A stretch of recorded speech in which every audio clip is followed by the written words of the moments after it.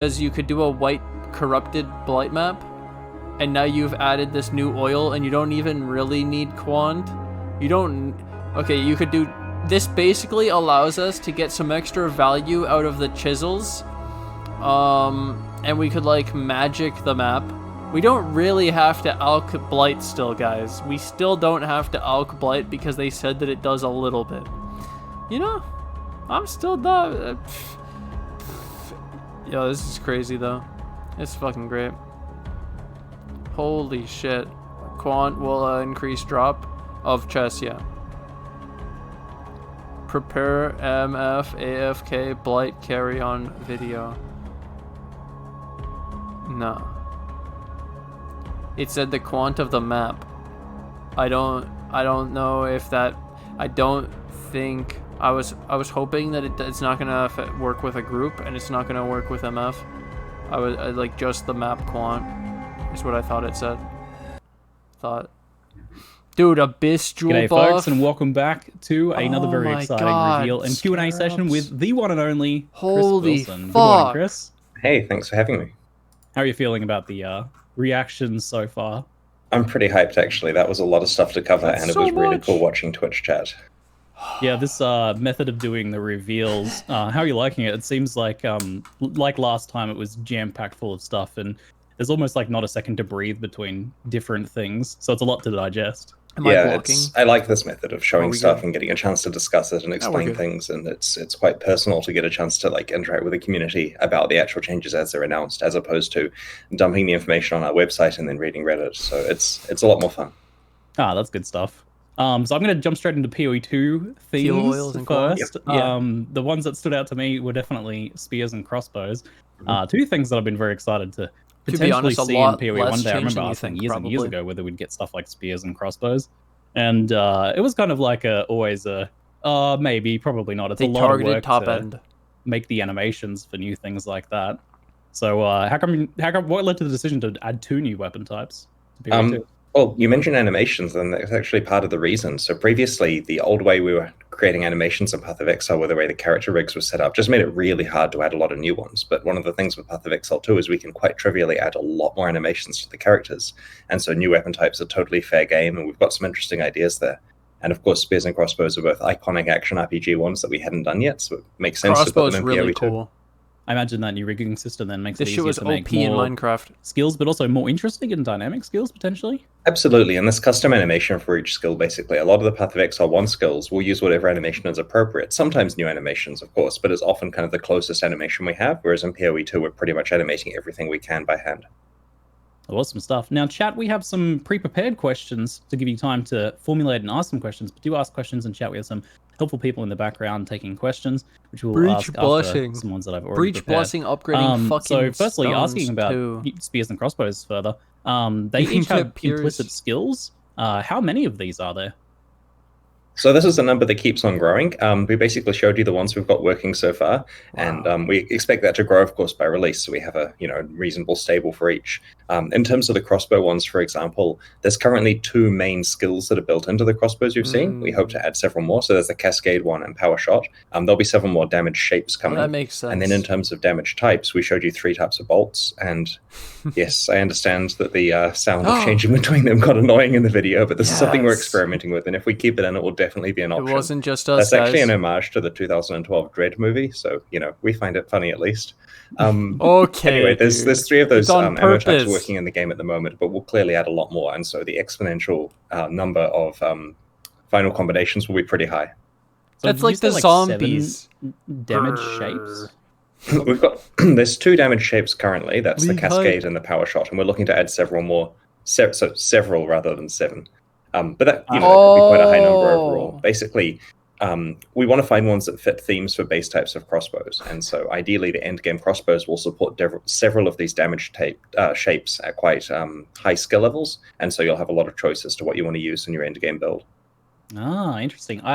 This is a pretty interesting distinction between like the damage shapes and the damage types. So I guess this is the first like modular skills like that. Like you could always convert damage types or add different types of damage and stuff like that, but these are the first skills where effectively they're in 2 separate parts. So the support gems also link to the bolts, the damage type aspect of it, and not the actual damage shape thing, the bolt itself. Yeah. Or the power shot. Gotcha. And that's because of the new skill gem system, obviously, which now grants skills based on the item sockets, and then you socket into a completely separate menu, which saw some glimpses of there, which I'm really looking forward to seeing how that plays out. Is this concept of like unique weapon skills going to be extended out to other weapon types? It may do. We're still working out what we're doing with each one of the weapon types, and there's a lot of interesting ideas there. Some of them will probably gain skills, some of them will just have other ways to identify themselves. I'll give you another example. So you know how in Path of Exile at the moment, daggers and claws are basically the same thing, right? They're both decks and they, use similar types of skills and so on. So an example of the small tweak we're making there is that claws will count for unarmed skills in Path of Exile 2. So all of the unarmed builds can now use claws. And if you've played Face Break, you'll understand quite a bit of potential there. And so we're trying where possible to make smart decisions with the base types. But of course, if we had to add a lot of work to them to make them unique, then we'll definitely do so. Claws are shit. Okay. I'm seeing a few questions already about kind of like distinctions between PoE 1 and PoE 2 here. People are asking things like, does that mean spears and crossbows can't be used in PoE 1? So that's tricky because it's technically possible to get Path of Exile 2 items on your Path of Exile 1 characters in the end game because of the shared end game nature of it. And so if we don't have animation support for the old character classes, we're still working out what to do there. It's one of the problems we're going to have to solve. This is crazy. Right, okay. Nothing and on that note, I guess, how will we be handling accommodating new weapon types? There's no build-specific thing in the entire thing. Getting big. Right. So from a skill tree point of view, we haven't announced what we're doing yet with Path of Exile 2's skill tree. There's going to be some interesting stuff. And of course, it's going to accommodate all the weapon types it supports. It may be that Path of Exile 1 characters and hence their skill tree don't necessarily support the new weapon types, and you have to play a Path of Exile 2 character to get them. But we kind of expect that by the time that Path of Exile 2 is out and ready, a lot of people are going to be choosing to play Path of Exile 2 characters because of the vast amount of new content there. Kind of like further on the note between PoE 1 and PoE 2, will the existing campaign be like just a direct one-to-one port, or will it be seeing like PoE 2 upgrades applied to it as well retroactively? And for like, I guess, how long will it be supported in the future in that way? Right. So, 1 second. I just got a note, by the way, on the last question from the team that all of the existing Path of Exile 1 characters are going to be swapped over to use the Path of Exile 2 rigs, which adds full support for using spears and crossbows on them. So that's information I did not know, which is actually very helpful, and the team have obviously thought of that. With regard to the campaign itself, we're incidentally getting upgrades whenever we improve assets that are used in both campaigns. We want, where possible, to take the best of Path of Exile 1 and improve it for Path of Exile 2. And so when we do that, it upgrades it in Path of Exile 1. And so there are also places where we intentionally revamp Path of Exile 1 stuff, like what we did with Lionized Watch. And so the campaign will continue to receive improvements in this way. It's still a fully maintained game. Like, it's a product that we are monetizing and maintaining and, treat with pride and confidence and stuff. But at the same time, we're intentionally putting most of our development efforts into making a new Path of Exile 2 campaign that fixes, perceived problems with the way the Path of Exile works. And so it'll be a bit of a patchwork quilt, I suspect, in a few years, where some of the content will date back to the early 2000s, 2010s, and some of it will be brand new. I look forward to seeing how it evolves alongside PoE 2's campaign then. A lot of people noted that the stream showed like kind of slowdown in content in PoE 2, and it was talked about previously that it will be a bit of a pullback in terms of overall game speed. Is that still the case? Where are you looking to kind of pitch the speed of PoE 2 compared to PoE 1? We want Path of Exile 2 to be a slightly more claustrophobic personal experience, but we understand that when presented with that, players find ways to make their characters go fast, because after all, these games are measured on what items you find, and that's in direct proportion to how many monsters you kill, and that's in direct proportion to how fast you can go. And so, yes, it is a game where people will end up going fast. All of the crazy character builds and more are still possible, so I would rather expect that Path of Exile's speed continues to be a high-speed game once we hit the end game and people get their character builds established. Yep. But we still have to try as hard as possible to make it a compelling experience for people that want to play at a normal pace as well. And so while we played at a normal pace through that particular showcase there, it's possible to run through, right? You can be very smart about which monsters you kill. You can do the whole thing rather quickly if you're a racer. Headhunter drops anywhere now. Yes, we're trying to make things a bit slower, but we're not doing it in a way that's going to hurt the spirit of Path of Exile, because we understand how people like to play and we want to support that. Right. Headhunter, Badge of the Brotherhood, I remember hearing anywhere. that both campaigns would be roughly similar length, and the new one's 7x compared to 10x. So I imagine things like boss fights and certain encounters and stuff like that will be like more difficult and longer than comparable encounters in the previous campaign then, right? More info about League. Yeah, and that's partly because when we were fucking making past the mini leagues bosses in being Path of buffed. Exile 1, it was literally a matter of, let's take a bandit and let's scale it up and give it a name and throw Heavy Strike on it, and that's a boss. If you see what I mean. Let's take a rower and retexture it and put an aura on, and that's a boss. Whereas here we're planning them into the levels. We think of an idea for a level and say, what would be the coolest thing we can put in this level? And then we build that in. And so it means the boss fights are significantly more complicated and interesting. And I don't expect that's going to slow players down a lot, because we're not like throwing vulnerability phases into those mini bosses necessarily. But, they're certainly going to be interesting fights at the very least. And it was talked about making bosses more rewarding as well. Do you think like the average boss in PoE 2, since they're going to be harder, is also potentially going to be more rewarding as well? We want to make sure the rewards are pitched at a good level there, and the changes to the rewards of bosses in Path of Exile 1 is just making sure it's worth your time actually going and farming them. If you go and do an Act 10 Katava run, we want it so that you actually get some decent items, and it's worth repeating that process when gearing up for maps. Now, of course, it's probably still more profitable to just go and play maps, but some people want to just get themselves ready before they start expending currency on every area they run. This next I do have a bit of a nostalgia huge for like farming piety and dominus back in the earlier days of PoE 2. It's like Diablo 2 feel. More of that in PoE 2. Or even sooner, I guess, since a lot of these changes are coming very soon. Matarik asks, will Path of Exile 2 be sticking to a 3-month league-based cycle like PoE 1, or is there any intentions to change this at this point?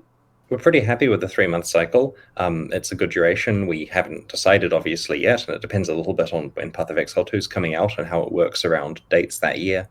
But yeah, we do expect to continue the league cycle, and it will be quite nice actually getting to make the first leagues for Path of Exile 2 and designing those, because it'll be a fresh game where we can find things that integrate really well into it, and that's going to be quite interesting.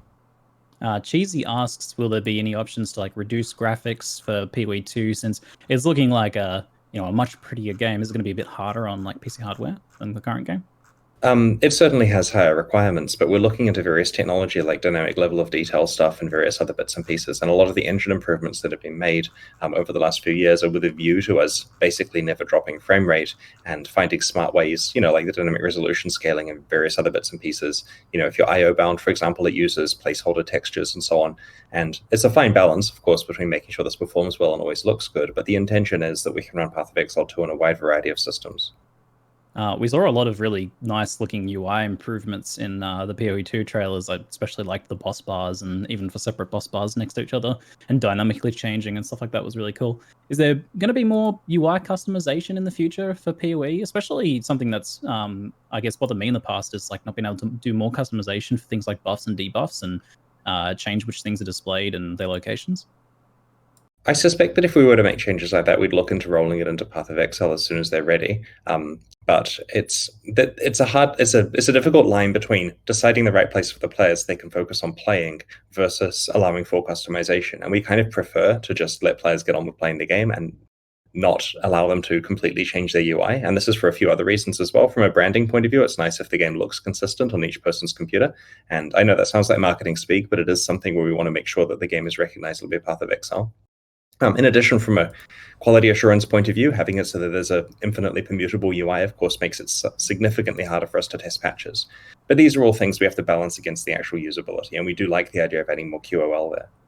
From a UI point of view, by the way, I'd encourage viewers to have another look at the UI, like the HUD in the footage we just showed, because there's some interesting technology used there that I'm going to see if they can notice. Was it the pretty boy around the health bar? Or something else. That's one of the many benefits. we're rendering it in 3D now, so there's some very interesting lighting stuff. Very nice. Yeah, I saw some like interesting lighting changes and some green stuff swooshing over the UI. That might be what you're hinting at, actually, because that's something I noticed, but I didn't know what it was about. I was trying to look it up. Time to scrub over the VODs. Well, after the Q&A. Barthab Raccoon is asking basically if we're going to be getting more of the integration of things like trading UIs and stuff like that in game, and also similarly the ideas that were talked about in the past about having the possibility of transferring items like across instances and stuff like that, cross-instance trading. They've made temple tradable. The change that's most likely to come is an integration of the trade websites into the game client, where people can basically like interact with stuff more easily without actually having to leave the game. And that means that, for example, if you see an item in the in-game trade site browser as such, you can click on it to whisper the person directly without having to copy and paste stuff around. That's more likely is the direction that we're going to go. We've talked about our views on trade for quite a while, about how it is important that there are some barriers to instant acquisition of items in order to encourage players to actually play the game to find items while still being able to trade if they want to. And our views on that are still pretty similar. So we don't expect to, put it this way, if we were going to dramatically revamp how trade works, we'd just do it. We wouldn't wait until Path of Exile 2. I'd like to talk a little bit about Ultimatum. It's on the surface, it looks quite similar to Ritual. I noticed a lot of people pointing that out. What are the key differences in your mind between Ultimatum and Ritual then? Well, the similarity that we have here is that it's a in-area combat league where you encounter the encounter and then fight some monsters and get some rewards. And this is as opposed to going on a grand heist or collecting, beasts, for example.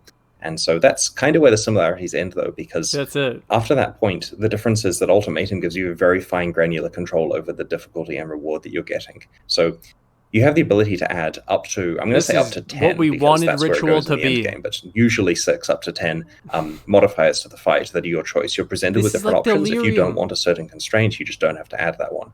And so you're kind of customizing the fight by essentially adding mods that further make it more difficult. And if you're lucky, you'll get an Ultimatum run where the mods don't affect your character in a particularly negative way and you have an easier time. Sometimes you're just fighting through a slog of really hard stuff.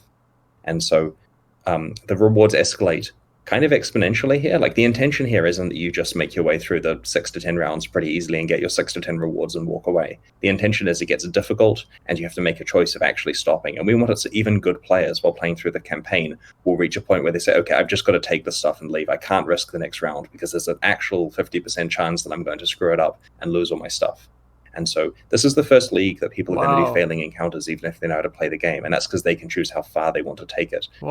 Which is different than Ritual, because in Ritual it's expected that you're going to kill the monsters, you're going to get your rewards. Here, the rewards are a lot better, but will you get them? I do like those risk-reward leagues where you get to have a bit more of a gamble. You pointed out like the idea of the Vowel thing being the potential of loss.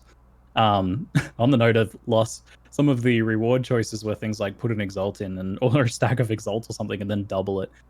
Woody Carrot actually asks how rare are the doubling the currency ultimatums? I'm going to ask the team that, guys. How rare are the inscribed ultimatums?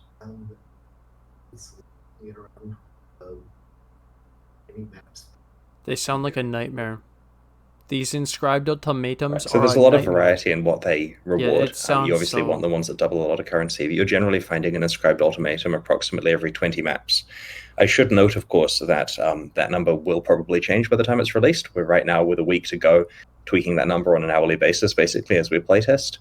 In addition, these things are tradable. So it's one of those things where a lot of people, when they get one, are going to say, you put 5 Exalts in, get 10 out. Therefore, it's worth up to 5 Exalts profit. I'm going to sell it for 4. And then they list it. And then someone else is like, well, that's an easy 1 Exalt profit for me to get that and just do it because their character is a god. And so we're expecting a lot of people to just dump them on the economy for sale and a lot of people to just buy these up for easy profits because they know they can handle those mods. I was a little concerned that you might not have the thing for the ritual, but it seems like every ritual that requires you to put something in is one of those itemized ones that you can prepare for and only run when you have the requirement. The ultimatums that have a specific thing you have to bring are itemized ones, so you know this is going to require, like for example, there's some that upgrade a good unique to an incredibly good unique, and so it might say bring this item and get out a Calms or something like that, and therefore you just have to trade for the item when you've got the inscribed ultimatum. Bring what item and get out a Calms? Sorry, I'm just. Well, it'll depend. There are pools that it picks from, and so sometimes you'll get ones that are close in value, sometimes you get ones with a big difference in value, and those are obviously worth more. Because it's not like an incubator where you just get a reward, you have to do something extra. You can hunt down and then put in. Damn. Usually with a value difference between the two that's considerable, but our goal is basically, it's got the feeling of double or nothing on those kind of ultimatums. Nice. Awesome. Double or nothing. Warass8 asks, will the other skills get reworked, buffed, nerfed this time around, or is there any mechanical nerf to existing things? Is that in reference to regular skills in the core game with the ultimatum release? Yeah. We do have the usual patch notes coming out, but we try to cover basically just new stuff that we were doing with regard to skills. I don't know the extent of the changes to the stuff. I will quickly check. Guys, regular skill changes.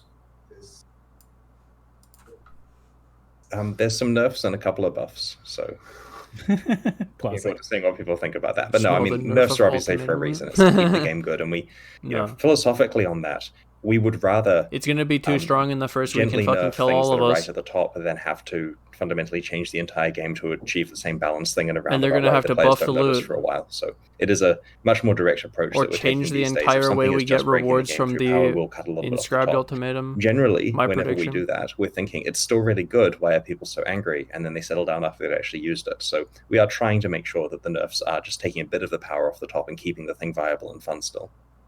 Yeah, there was a new unique that had like a ton of keystones on it, including one new keystone, which I'm guessing we'll have to wait to see what that's all about, right? Yep. Are the other keystones on that item random, or are they set? They're a set of keystones. This is a group of Vowel keystones that work in interesting ways together, kind of like a puzzle for people to solve. So it'll be quite interesting to see how people work out how to play that character.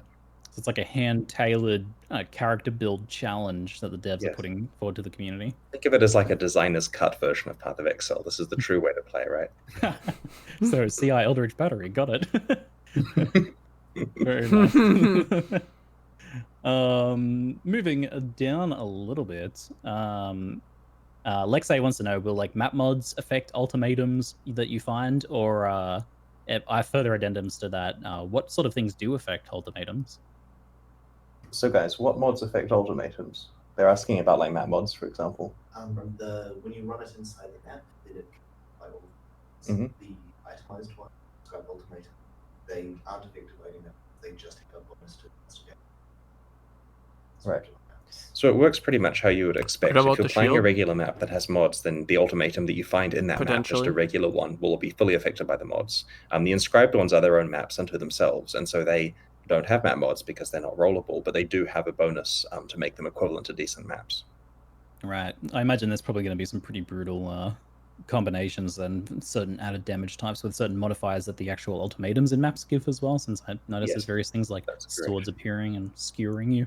Yeah, this is very much about actually reading the mods and making sure your character can handle it, right? There'll be ultimatums where you want to get a friend to help because that friend is kind of impervious to whatever it is that's going to make it hard for you. And as we mentioned, we've made party play actually work really well this time as opposed to being an afterthought. I'm very excited about that concept actually as well. I've been playing most of the recent leagues co-op with my partner, and yeah, it's a mixed bag. Some leagues are really good for co-op and others just kind of don't exactly work. So it seems like there's been a lot of thought there. Just to kind of clarify, each person gets their own separate rewards effectively from it, and they can like tap out and take their reward whenever they want, or they can continue risking. If someone does tap out, can they like stay in the area and help you finish your fight? But they're just like their reward sequence. So I imagine that's how my understanding is they're teleported outside it. Let me check. Get the fuck out of my arena. Right. Okay, so in the regular game, they can still help you out. What? But they have to leave the map if it's the inscribed ones, then I'm guessing. Yeah, how does it work with inscribed? Inscribed one only puts the inscription, gets the... Got it. They can help. Right. Yeah, I guess this was sensible and I should have worked that out. I mean, inscribed one that has a specific thing that you're gambling and a specific thing you're receiving, and so that's it's only that occurs, if you see what I mean. So for example, you and I are sitting there looking at a 5 to 10 exalt one, and so we're going to come up with 5 exalts. We're going to put it in the window, and we're going to get 10 once, regardless of the fact that there's 2 of us. If we want to play it together and make it a bit harder, you know, because there's multiple players, we can do, but it isn't 5 exalts each. Yeah, otherwise you'd have a beastery situation again, where like every person in the party gets a copy of the beast and then a copy of a copy and stuff like that. Yes, exactly. Oh, that's scary. 30 from a 5. I can see why you went that route then. Decoy wants to know if there is. It would never be worth running solo. You'd ruin the game. Maybe. Yeah. I mean, that sounds terrible. Again, I guess. That sounds like beast. Nice. Wow, that sounds terrible. Swoovles, can you just leave the ring? Meaning the ultimatum ring. My understanding is that you have to stay within the ring. Is that because it's a barrier or because it terminates if you're outside the ring for 5 seconds? Please be a barrier. Right. Okay, so standing outside the ring for 5 seconds counts as failing the encounter. 5. So you can dip out for a little bit. Whoa, catch your breath. That's a long time. Yeah, that's an interesting change. That's really interesting. Had the hard barriers. And this is also important for hardcore, of course, where when you're going to fail an encounter, it's better to do it by running away than by physically dying and losing your character. Yep. It's more intuitive. Correct. You don't have to log out. Changing tack a little bit to some of the like previous league updates. They're gonna go for that more often in the future if it works. People and myself have been asking for a long time. Excited about veiled mod changes. Yes. So the veiled mods themselves are now distinct from the craftable modifiers, and they're more powerful. How much higher are their power level compared to the crafted affixes that they give you? So the ones that you unveil onto items are almost tier 1 in power. The intention is that they're really punchy, and if you get it, you can build a good item around that. The crafted ones are lower because you get the ability to just add them at will, and so they serve the same purpose. They're just not quite as good as if you actually make the item the correct way. The amount of difference between crafted and unveiled depends a lot on the actual mod. Some of them are closer, some of them are much further away. Like an endurance charge. Is there any ones that do like different things, like how we have some of the higher tier affixes present some new mechanic or something like that, or is it just generally like here's more physical damage, that sort of thing? I'll just confirm that. It's the same thing, really? Yeah, it's the same thing with numerical differences. Gotcha. So the like veiled damage, chaos maybe allows double you to reroll damage an item and gives a veiled modifier on the item as well. Yes. And unveiling that, just to clarify, does give you crafting progress as well, so it's a way of unlocking those crafts faster. Yeah, the veiled Chaosobs used for crafting and unlocking. Yep, that's correct. Why wouldn't it? You have to unveil the mod. It said earlier in the presentation that the Chaos Orb drops are part of the core drop pool, right? Not a betrayal specific thing. Okay, how common are they compared to like a regular Chaos Orb? They're not very common. You want to get them through the betrayal system if you want to target farm them, essentially. But you can find them. And the core drop pool thing is more about the fact that it's worthwhile killing monsters, because from time to time you will actually find one. It will be an exciting thing. But like many things in the game, there's a more deterministic way to get them. This is actually a case of like, we initially really wanted to have it just as a betrayal reward. But I put a strong argument forward that we want the core drop pool to be compelling, and so it was added, but not particularly often. You'll see them, just not as much as you will from betrayal. Makes sense. Can you use the veiled Chaos Orbs to put veiled mods on influence bases? Yes, you can. Awesome. That's looking forward to some interesting crafting combos here. And can you veil the character signature mods, like for example, Orion's minus mana cost? No, you can't get those ones through that. So those ones are still drop only from those specific characters? Yeah. Okay. How many previously league-specific uniques are being added to the drop pool? Way more than the 6 that we listed. It's like 100 or something. What? Essentially, we looked at all the old league uniques, and there were kind of 2 ways you could get them. You could either get them by fighting content in that league, or you could get them by killing some specific boss. And all the ones that you get from specific bosses, like Hell Council kind of stuff and so on, that stuff is still specific to those bosses. But every item that you could find by fighting league monsters that would drop because they're a monster of that league is now possible to get in the core drop pool. So not Osaka walls. In one swoop, we have made Path of Exile's unique pools significantly more interesting in terms of stuff that you can find by just playing the regular game, while still meaning that the old leagues have their interesting rewards. And exactly how many headhunters am I going to find now? So this is an interesting one, and the verdict is out on our math, because on one hand, I want to start by saying Headhunter is like clearly in the sights of the balance team of being very unhappy with how powerful this item is, right? And I am putting my foot down and saying, no, Headhunter is an iconic part of Path of Exile. We're not nerfing it. It's going to stay awesome, right? So I'm representing the community here. Headhunter stays great. But the concession here is that we don't want 47% of characters at the top of PoE.Ninja to have a Headhunter equipped. We do want to make sure that it is a valuable item that's actually aspirational. And so part of the compromise here is you can get it in the core drop pool, obviously quite infrequently, but it's also a little bit harder to get from other sources as well. So obviously there's going to be a lot more of them because you can find them from regular monsters, but there's going to be fewer of them from the various other ancillary places you can get them. And so to some extent, this balances out a bit. So randoms are going to be fighting Headhunters a bit more than the dedicated players, because the deterministic farming of it is harder than it was before. It takes more Ancient Orb uses, for example. But technically, you can just chance your way into it earlier on without having to be in Nemesis content. And so ideally, we will see Headhunter remaining a completely amazing item because it has not been nerfed, and still, being a viable thing for builds. It's just a little bit more of a lottery as to whether you actually find one. And we think that's actually quite important in this kind of game, because it means that a player who's not as good or not as lucky normally as other players can just luck their way into something that gives them a ton of currency. And players who know what they're doing have plenty of deterministic options for still getting it, and deterministic options for raising currency they can use to just trade for one if they need it. I love the idea of like some first-time player who's level 40-something and they find a headhunter and they just wipe it on and be like, this seems okay. Well, that's like previously it happened with mirrors, and it happened with obscure rare items they would never notice, right? But it was so cool watching some random player get something incredibly valuable, and it just changes their game experience. And so we've just made sure that there's a lot of other options that they can find as well that are valuable. I remember when I found a fishing rod. Detective Jab. It was so early, I didn't know what the fuck was going on. With the league items that have been changed to global drops, have they lost their league tags? Will you be able to chance for them ADC outside of their league now? My understanding is that you will be able to chance items that because they're just regularly in the global drop pool again. So my understanding is you can just chance a headhunter if you're lucky. Okay, cool. I'm excited to see the return of the Vowel reliquary keys. I quite like those. It's sad to see them gone for quite a while. It was mentioned that they are the rarest ever added to the game.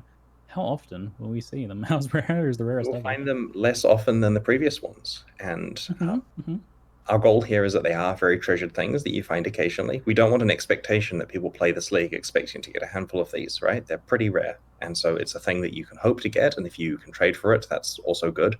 But a lot of this comes down to the fact that these ones have a different way of distributing items. In the past, we said, okay, we've got some broken stuff for you guys, like, unnerfed counts and so on in the previous ones.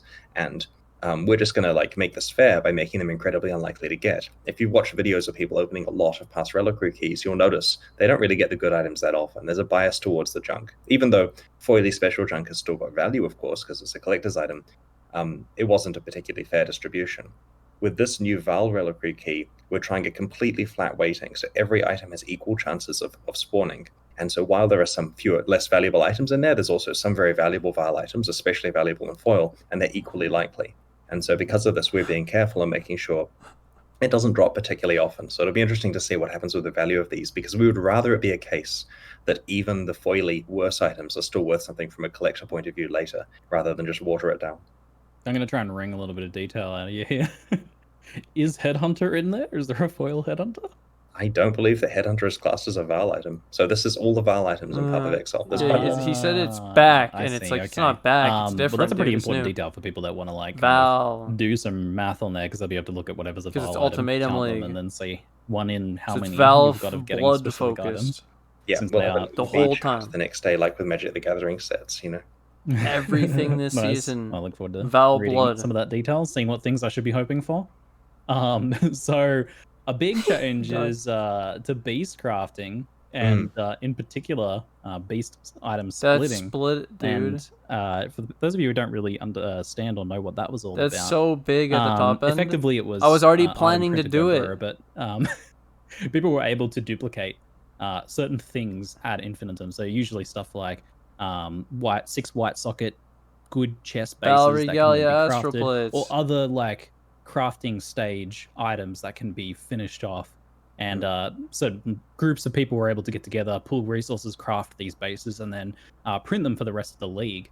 So what led to this change to effectively make it so that this can't happen anymore? You have to target the game. Part of it is that when we initially designed the splitting stuff for beast crafting, we knew that there was some base, because with an item there's the base and there's the mods on it, and splitting will wreck your mods generally and copy the base. So in a case where the base is the hard part to get, then the splitting recipe is valuable. And so we knew what valuable bases there were in the game beforehand. It's just that pool has increased a lot over time, and it's become incredibly abusive with stuff like, watchstones and heist contracts or heist blueprints and so on, and the really good crafted bases for crafting projects. And so this was something we were keeping an eye on. And of course, there are ways of balancing it. We could just make those beasts incredibly rare and so on, and eventually it becomes, a different way of doing a mirror. But we didn't really like that approach.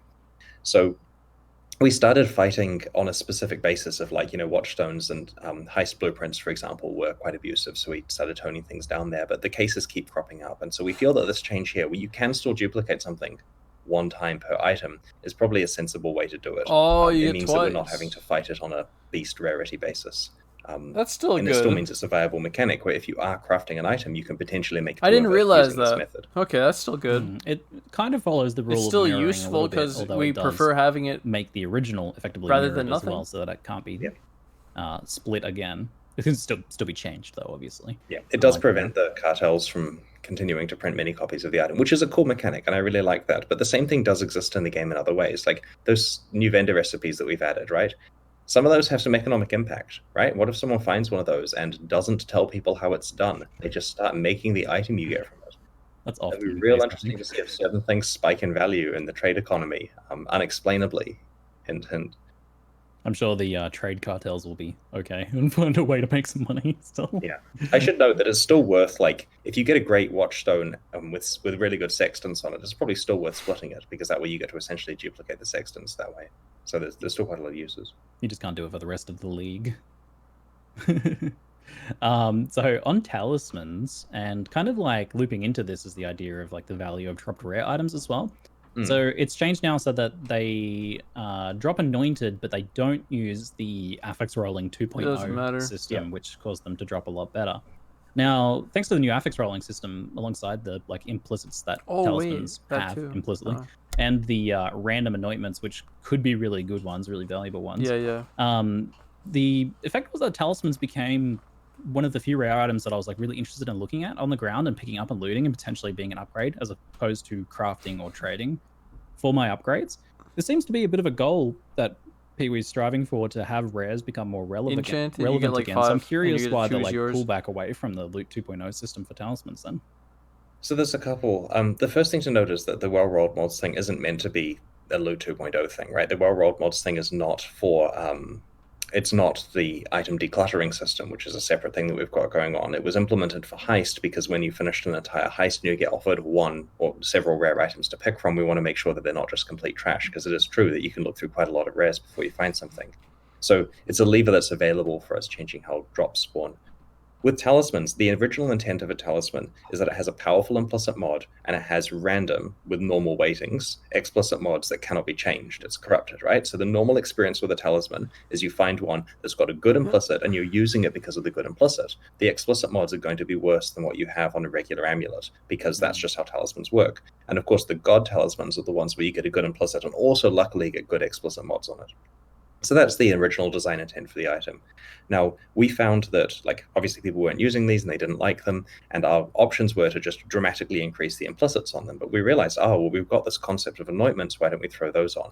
And so dude, imagine we added anointments, hoping that it would make talismans usable. And I guess somewhat defensively, the decision was made to also juice the mods a bit, because that's new tech that we had available, which certainly helped.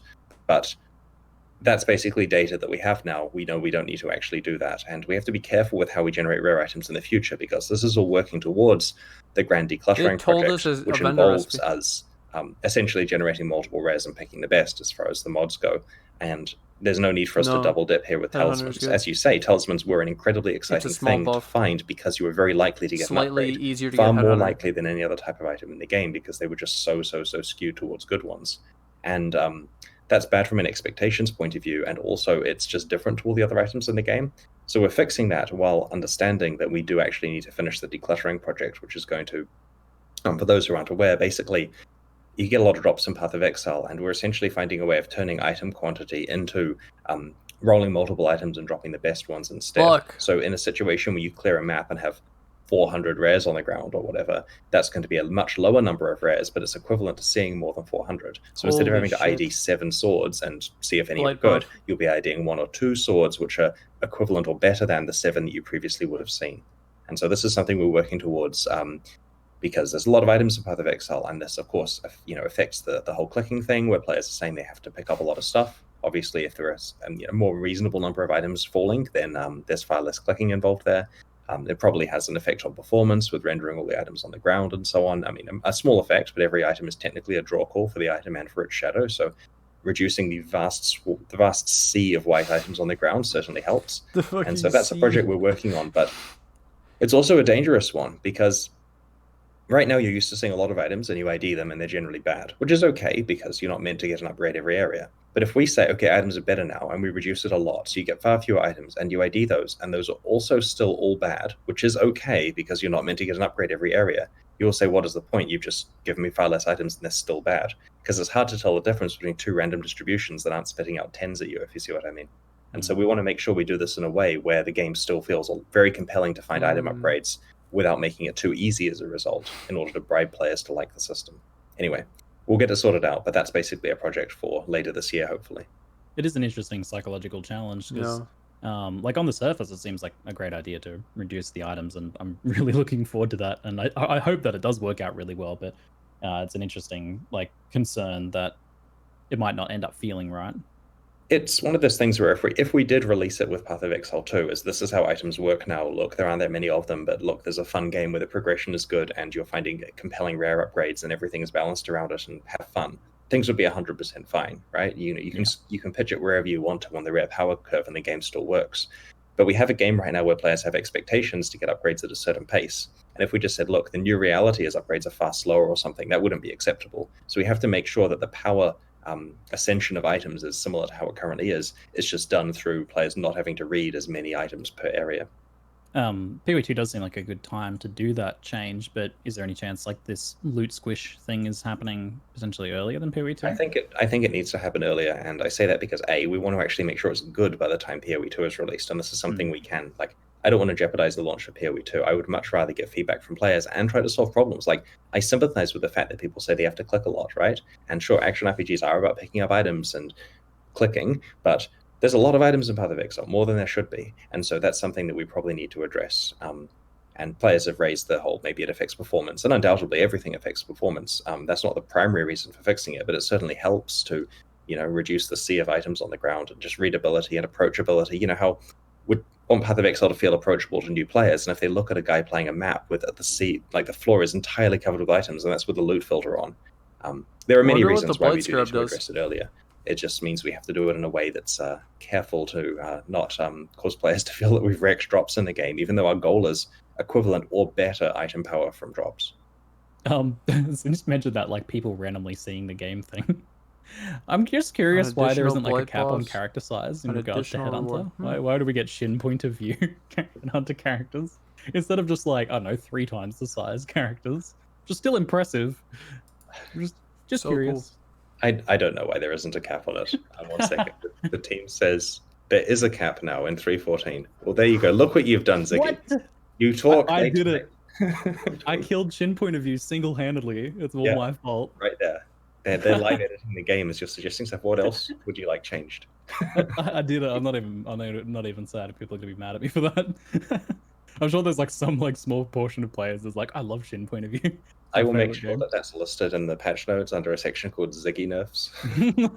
Yes. Perfect. I'll own that. Oh, great. I did want to ask about the like rare rolling system. Never did that to It was me, used in luckily. Ritual on certain items, right, where they would have the better rolls. Is it potentially used on the rewards from Ultimatum? Ultimatum, that's the one. Yes. It is, and that's because this is a case where we say to you, this is the reward you'll be getting, and if that's a random rare with normal odds, people will look at it and say, I see 1,000 random rares in a typical play session, I don't care about your item. Whereas we're going to show them some good items, and they're going to say, I'm going to risk everything, and then they're going to die, and then they'll be angry, and we'll laugh. What? We'll laugh. I know you do. I know you will.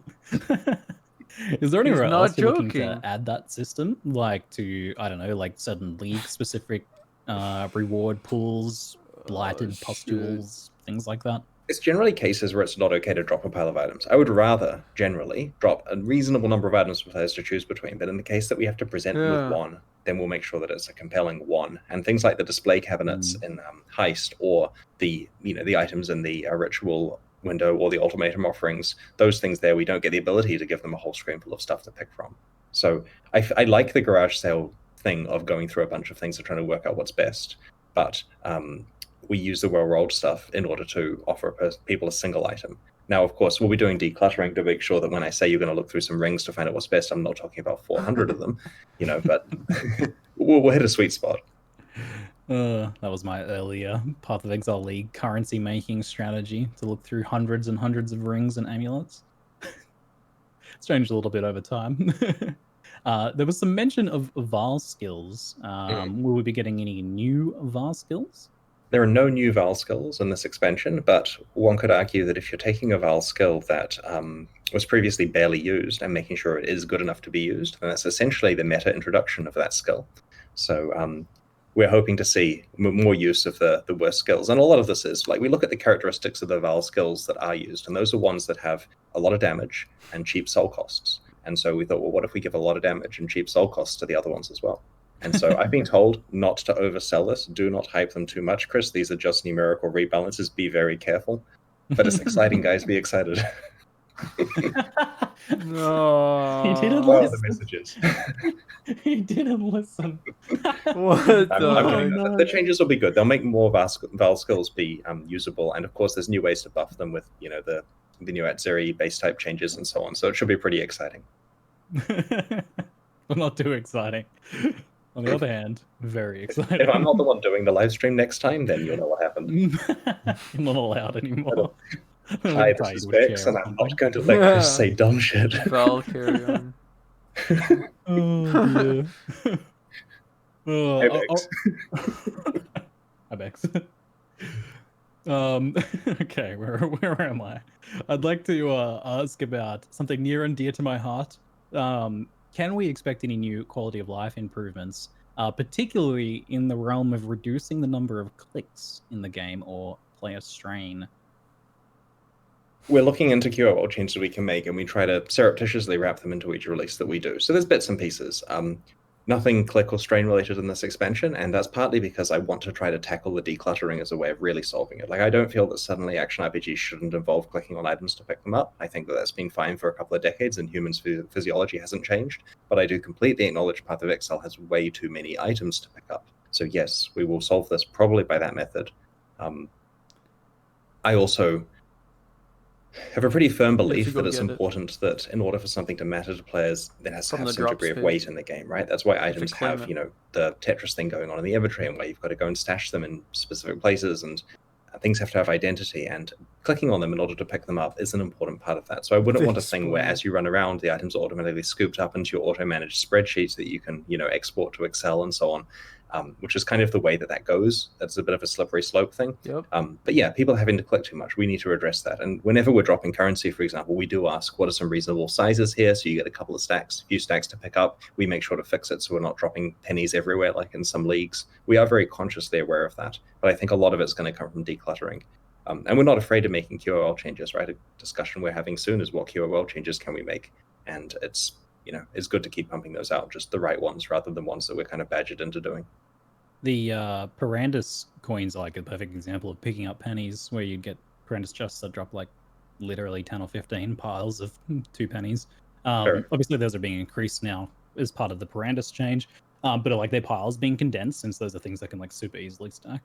I'll make sure that we're not having 10 or 15 piles to pick up when we're doing the changes here, because that does sound unreasonable. I beg you. Another one would be like, I noticed, so I'd been like tracking my clicks a little bit in PoE. And one thing I noticed was like a lot of my clicks are coming from transferring small items from my inventory to my stash. Mm-hmm. It's a lot better now that I don't have to change tabs every time I want to transfer something, so that happens automatically. But is there any like possibility of being able to do that sort of stuff in like fewer clicks to transfer over to your stash? I've already picked the item up and felt its weight at that point. A fair argument. There's some technical considerations with moving multiple items at the same time we'd have to look into, but that's something I'll discuss with the team. No promises though. I promise I would patiently wait and watch the items go tuk, tuk, tuk, tuk, tuk, tuk, over from my inventory. Probably be really satisfying, actually. I look forward to hearing more about it. As I said, it is something close to my heart a little bit sometimes. As he rubs his hands about the like breach stones. The carpal tunnel. So now that we can use blessings to upgrade our breach stones, it's going to be a lot easier to get pure breach stones. Yes. Is the XP getting nerfed from those at all? No. Okay. Well, there you go. Lots of XP. We've got a lot more community questions now that have piled up. I've woven a few in at relevant points. Thanks for asking the questions, folks. We have Buse asking, what was the change in the life pool showing Leech or something? So the life pool was doing, very perceptive by the way, Buse, doing some interesting things during a certain point. That was the gem. Right. Okay, so you're looking at a Petrified Blood skill there. Correct me if I'm wrong, guys, but this is the one where while you're on low life, which is now at 50% as the threshold, hits that you take will partly be applied instantly like normal and partly affect you over time. And so it shows 2 levels in your health orb, one of them being the level that's kind of trickling down to. I like the sounds of that mechanic. There was also the like more low life-y stuff that's based around not having auras reserved. So we saw one character that had an aura on, and then at another point didn't have an aura on and stuff like that. So there's a bit more playing around there with the idea of low life this league to check Oh into. yeah, there's a lot of stuff going on here. We've got 8 new gems in total, and it really solidifies, it both makes low life easier to maintain, safer for people, lots of different builds, lots of skills that explicitly spend life by themselves, like a lot of the blood skills do, and also ones that count how much life you spend.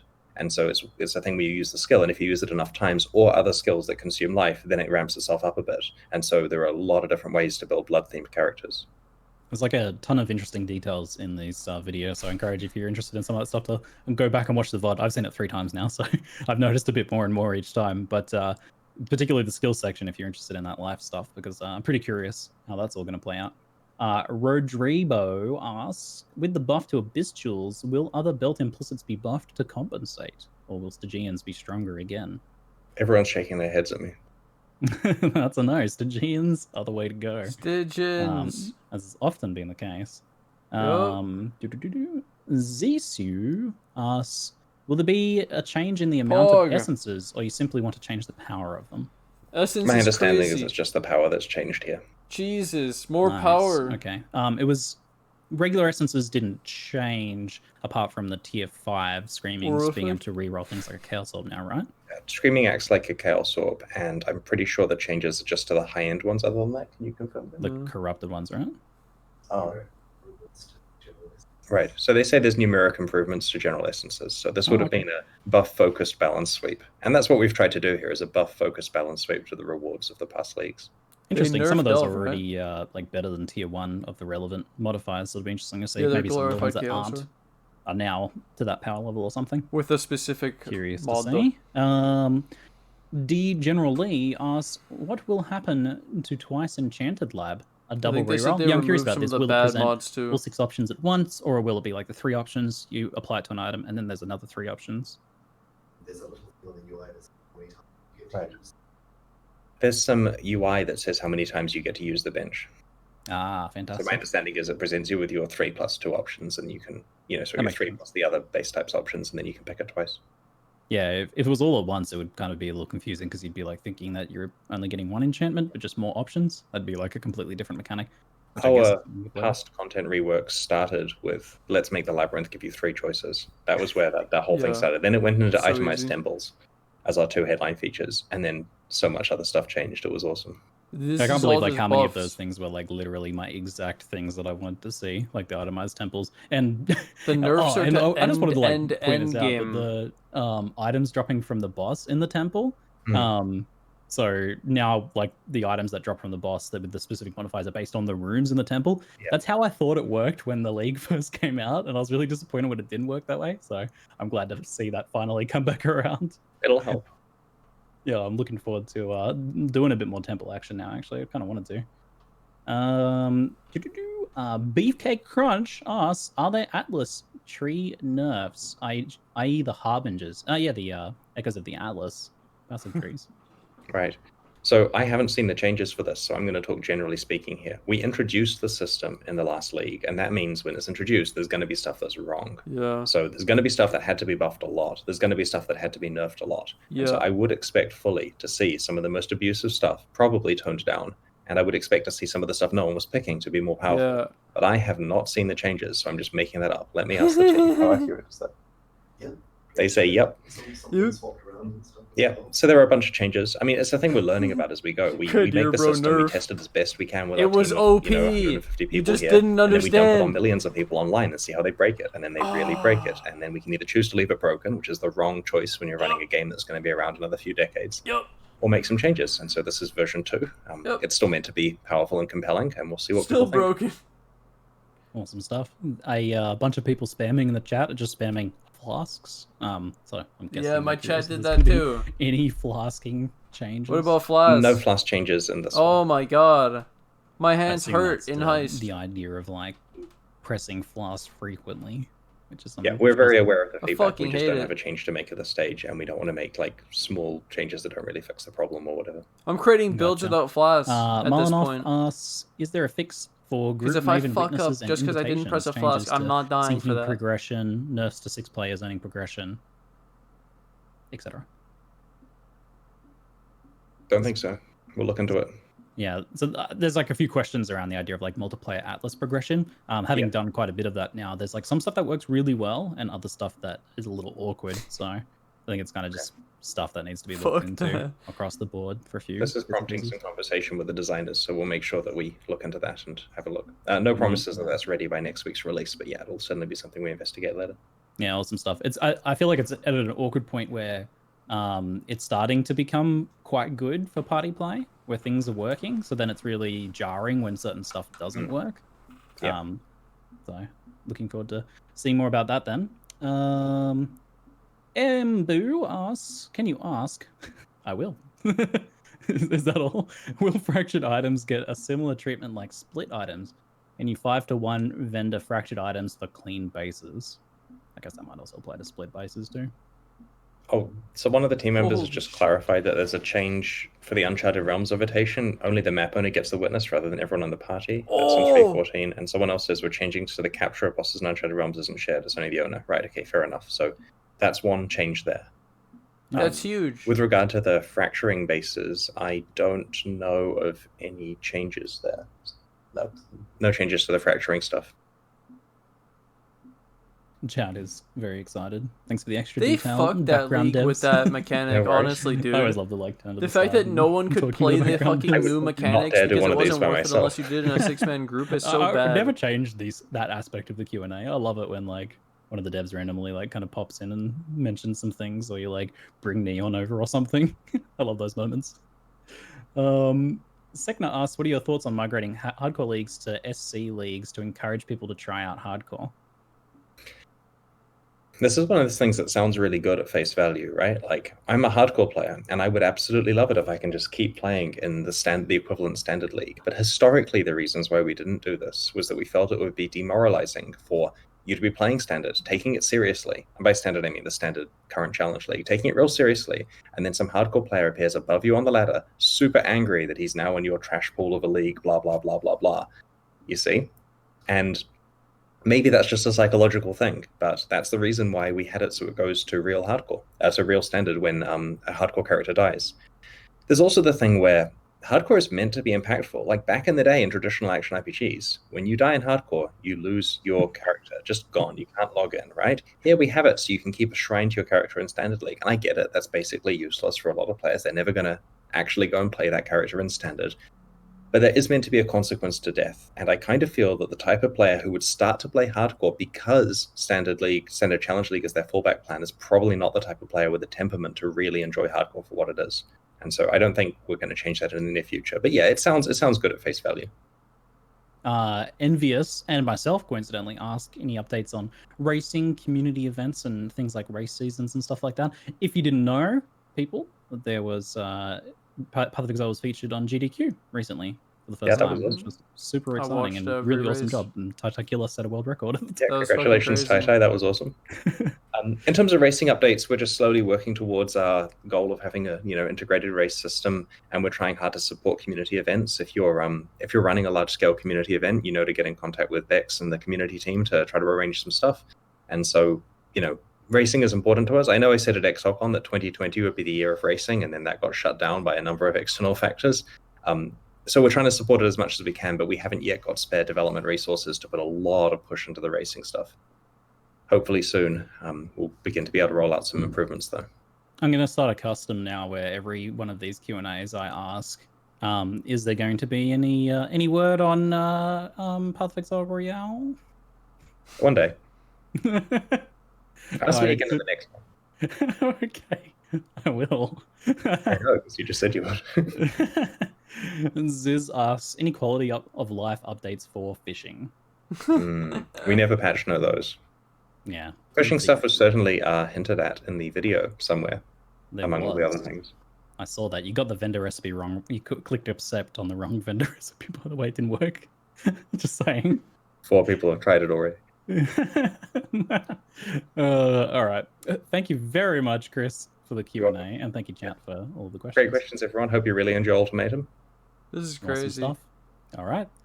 We'll see you guys all for Bayclast soon. I want with PoE Rory. 2 fucking gems. I want 8 6 links. Yo, Rory Rackham. They had him on before, right? They had him on before, right? In a past one? In a past season? This shit's crazy, man. And I have to go through all the stuff. Like, dude, these posts. And like, look at this. Blight encounter.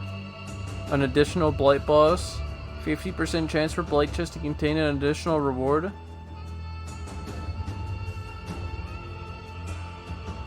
This catalyst. Critical. What's the other one? And then capturing a full fucking temple to trade. Okay, so also they did this, guys. Beast crafts that add mods to influenced items.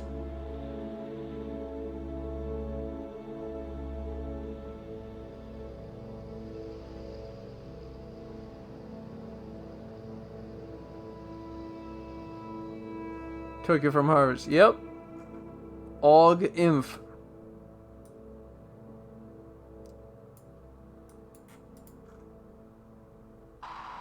Perhandis coins. Wider range. Wait, this is the Kadir Bro buff.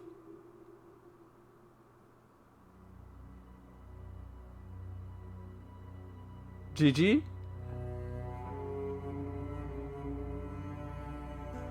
Yeah, when you split now, it's done. That's it, just one split.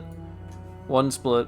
So split is 1-to-1. So you get 2 out of a base instead of infinite. That's massive. But this is still better than nothing. This is probably the way it should have been the whole time. We should have never had infinite. Probably. Seems so OP. Like our infinite blueprints and shit sound even more OP than the fucking infinite 100 delis, dude. That's so dumb. These are the new bases. The Veiled Chaos Orb and then Veiled mods being more powerful than regular crafting mods now. Increased Vowel Skill effect duration. Vowel Skills have a 20% chance to regain consumed souls when used. Wait, if you had 5, oh, there's only 1, limited to 1. I was like, if you had 5 of these.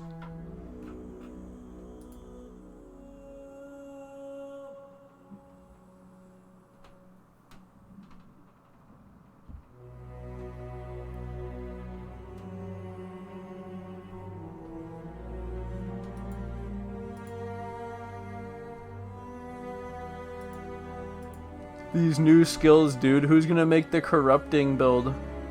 And corrupting blood the opponents?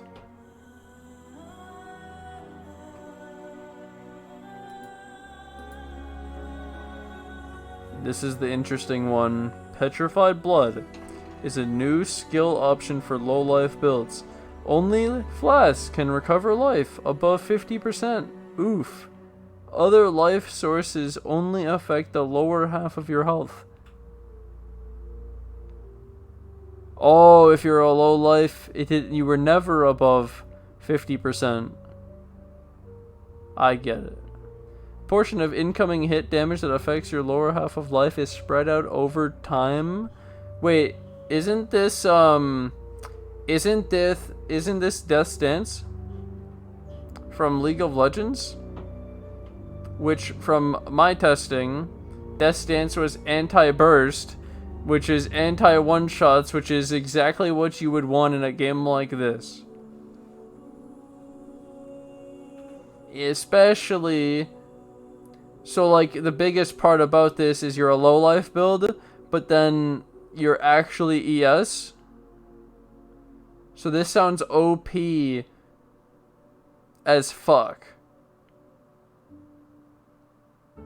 Physical hit turned into dot. Yep. But a portion. We don't know how much. Yeah, and then it spreads it out. Yep. So fucking OP. It's so powerful. depends what the numbers are. And then we have to use life tap instead of blood magic now. And there's bloodthirst support adds a percentage of your life as physical weapon damage while you're on low life. I thought of like, dude, imagine minion. This was percent of life.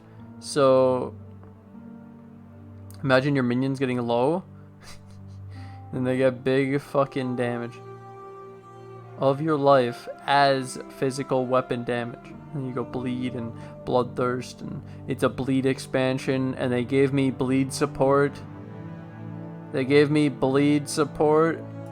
then that's the dot league where we're turning damage into dots. We're turning hits, instant damage into dots. This is so cool. There's gotta be stuff here. The cruelty support grants a buff which increases the damage over time you deal. Wait. It also boosts the hit damage from supported skills, and the cruelty buff gets stronger the harder you hit. Like, can the minions get the cruelty buff? Only one will we'll find out, dude. My bleed minion build is coming. I literally prepped for this, telling everyone about minion bleed. Whoa! That would be so crazy, dude. That would be so crazy if bleed is the way to go, and I had put out all that bleed stuff, and it works. Crimson minions. Dude, I was thinking we need that one skill that makes it so you can apply 8 bleeds, but for minions. Crimson Dance for minions would be so fucking cool, but you can't do it, I don't think. Bleeding Vowel Skills. Alongside, but there's only one bleed, so it's like a stone golem, dude. You just one stone golem bleed.